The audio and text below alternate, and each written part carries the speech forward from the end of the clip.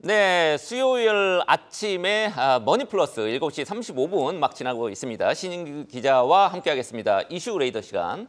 안녕하세요. 안녕하십니까. 자, 오늘 아침에 이제 한국경제 신문 이제 일면을 보면은 애플의 우리 삼성과 LG가 디스플레이, 특히 올레드 이쪽을 OLED. 전량 독점 공급하기로 했다. 이 기사에 좀 크게 나왔거든요.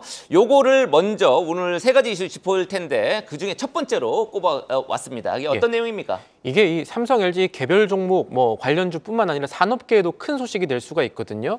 그동안에 좀 내려갔던 디스플레이 수출 반전 노릴 수 있는 큰 소식인데 일단 간단하게 말씀드리면 이르면 이달에 애플의 신형 태블릿 PC죠. 아이패드 프로가 나오는데 여기에 사용하는 이제 유기발광 다이오드, OLED 패널을 삼성 디스플레이와 LG 디스플레이가 나눠서 한국이 전량 독점 공급한다는 소식이 나왔습니다. 이 수주전 자체는 지난해부터 본격화가 됐는데 굉장히 치열했다는 후문이고요. 삼성과 LG CEO급들이 각각 이 미국 날아가가지고 이 애플 본사에 가서 우리 회사에 물량 좀 달라 이렇게 직접 요구하고 했다는 후문들이 있습니다. 이게 사실은 어떤 부분에서 치열했냐면 2020년부터 중국 기업들이 OLED 분야에서도 성과를 보이기 시작했습니다. 이것저것에서 막 치고 올라옵니다, 중국이. 치고 올라오는데 애플의 아이폰용 OLED를 중국의 BOE가 공급하고 있는데 이 아이패드까지 좀 확대 공급할 수 있다는 이야기들이 조금 나오면서 우려가 높아졌는데 결과적으로 보면 삼성, LG가 승리를 한 거죠. 어떻게 되는지 간단하게 살펴보면 11인치 모델이 있고 12.9인치 모델이 두 가지로 나오는데 10인치 모델은 삼성 디스플레이가 400만 장 다 가져가기로 했고요. 이 12.9인치 모델 같은 경우는 크고 비싼 거는 LG가 가져가기로 했습니다. 네. 네. 지금 근데 이제 우리 삼성, LG 디스플레이 투자자분들 굉장히 고민이 많으실 겁니다. 3년 차트 보면은 꾸준히 주가는 좀 하락했단 말이죠. 특히 작년에도 많이 떨어졌는데 그게 우리 디스플레이 국내 시장, 국내외 시장이 좀 안 좋아서겠죠. 흐름이 일치합니다. 흐름이 일치하는데 이제 다시 반등할 수 있다는 전망이 나오는 게 그래도 좀 고무적인 일이라고 할 것 같습니다. 한국 디스플레이 산업협회가 이번에 통계를 냈는데요. 보면은 2021년에 200만 달러 넘어갔던 우리나라 디스플레이 수출이 사실은 계속 줄어들고 있었습니다. 2023년까지는 계속 줄어들고 있었는데 2024년에 반등할 것이라는 전망이 나왔습니다.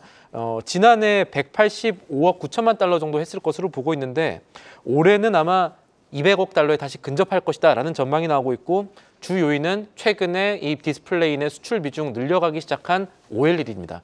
그동안에 2021년에 디스플레이 안에서 OLED가 차지했던 비중이 한 60% 후반대였는데 아마 올해는 OLED 비중이 78.5%까지 높아질 것으로 보고 있고요. 이런 것들이 우리나라 지금 OLED가 디스플레이 산업계를 조금 견인할 수 있다는 기대감을 키우는 상황입니다. 저는 웬만한 TV 보면 그게 그거 같은데 역시 우리 젊은 사람들 보시면은 아주 뚜렷하게 그 차이를 구분할 수 있는 눈이 모양이죠. 좋으신 걸로 알고 있는데. 네, 그렇습니다.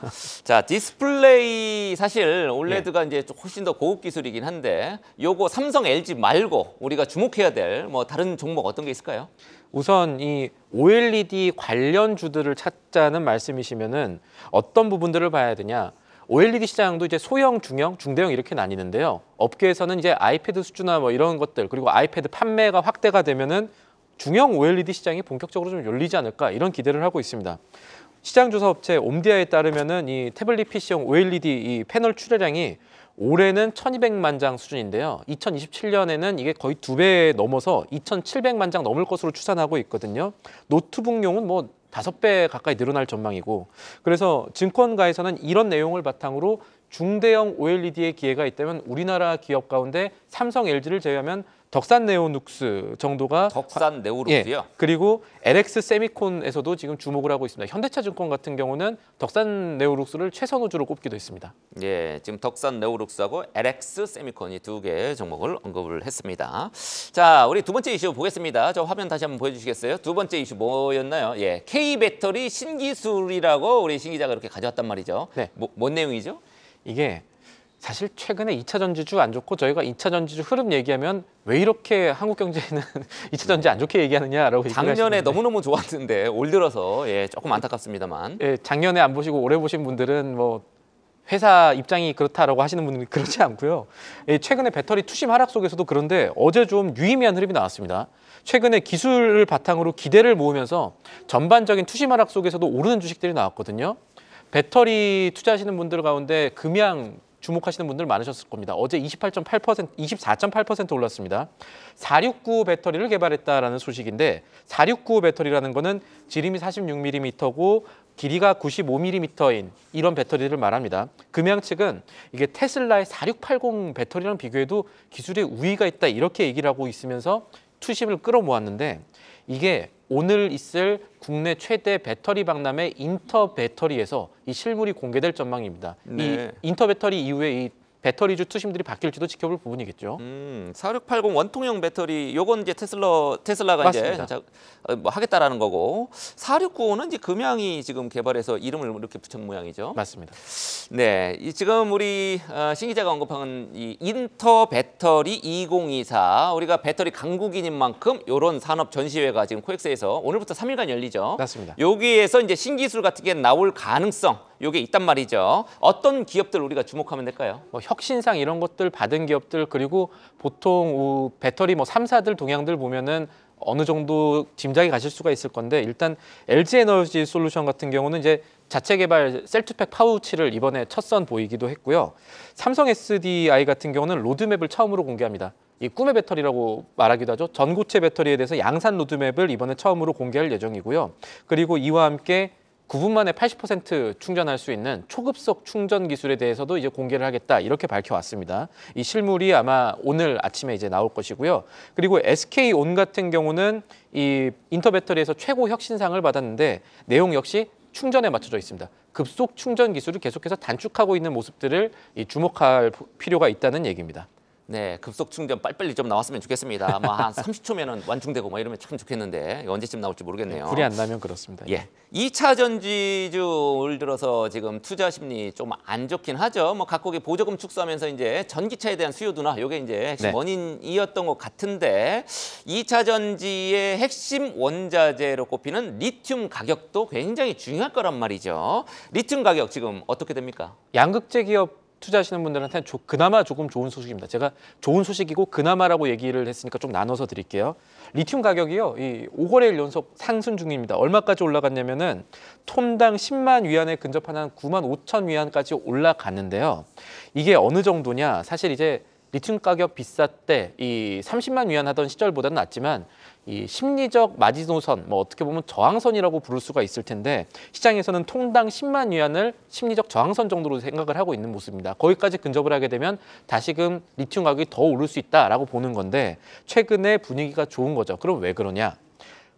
광산업체들이 감산을 조금 하고 있습니다. 전기차 아까 수요 얘기를 했으니까 그것 때문에 리튬 가격이 더 이상 떨어지게 둘 수 없다라고 하면서 고객사들 대상으로 광산 기업들이 감산하는 여파가 이제 시장에 이 가격을 높이는 효과인데 이런 고객사와 광산 간의 줄다리기가 어느 정도 지속될지가 이 리튬 가격을 결정하는 하나의 요인이 될 것으로 전망되고 있습니다. 네, 리튬 가격이 올라서 좋다라는 건데 맞습니다. 일반적으로 이제 원가 뭐 가격이 이제 떨어지면 원가 절감이 되니까 좋을 것 같은데 그게 반대란 말이죠. 양극재 기업 같은 경우는 이제 시차 효과가 있기 때문에 올라가고 나면 3, 6개월 뒤에 이 효과를 보기 때문에 그렇습니다. 네, 미리 사둔 재료 가격이 올라줘야 좀 이익을 낼 거다. 뭐 이런 얘기 설명이네요. 네. 자, 세 번째 이슈를 보겠습니다. 금값. 지금 아까 이제 글로벌 마감 시간에도 전해드렸습니다만 국제 시장에서 금값이 지금 급등하고 있습니다. 여러분들 집에 뭐 금송아지 하나씩 다 갖고 계시죠? 우리 신 기자도 있습니까?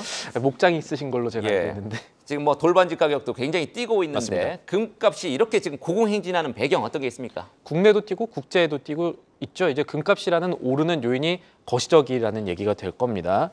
이게 이 뉴욕 상업거래소에서 2,100달러 트로이온스당 넘어갔는데 이거 미국에서는 2,400달러, 300달러 얘기 돌파할 수 있다는 얘기까지 나오고 있습니다. 왜 그러냐면 큰 요인은 금리 인하에 따른 이 달러화 약세를 꼽을 수가 있겠고 또 하나는 지정학적 불안 때문에 그러니까 뭐 하마스라든가 우크라이나 전쟁 지속되는 걸로 인해서 각국의 중앙은행들이 이 미국의 생션 그러니까 제재로 인해서 오히려 금매입에 나서는 추세들을 확인할 수 있다는 점을 꼽을 수가 있겠습니다. 러시아의 우크라이나 침공 이후에 이 미국과 EU, 유럽연합에서 이 러시아의 해외 달러 자산 3천억 달러 정도 몰수하자가 그런 흐름들이 일어나니까 미국과 약간 반대 관계에 있는 중앙은행들이 금을 매수하기 시작했다는 거고 이 외신들을 살펴보면은 동쪽에서 금이 모이고 있다. 중국이 많이 가져가고 있다라는 분석들도 나오고 있습니다.